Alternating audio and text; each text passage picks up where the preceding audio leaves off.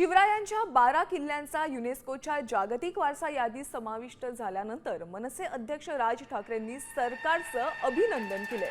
मात्र यावेळी त्यांनी खोचक टोला देखील लगावलाय। जागतिक वारसा दर्जा दिला तरीही निकष न पाळल्यास युनेस्को दर्जा काढून घेते असं राज ठाकरेंनी म्हटलंय।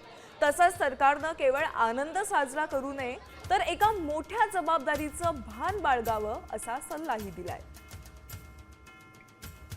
राज ठाकरेंनी काय सल्ला दिलाय पाहूयात। जागतिक वारसा दर्जा दिला तरीही निकष न पाळल्यास युनेस्को दर्जा काढून घेते।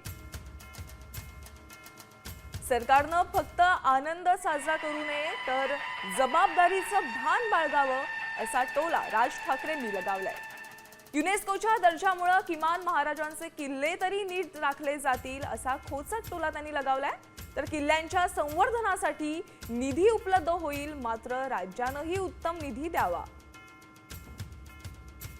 गडकिल्ल्यांवरची सर्व अनधिकृत बांधकामं तत्काळ पाडून टाका असा खोचक टोला राज ठाकरेंनी दिलेला आहे।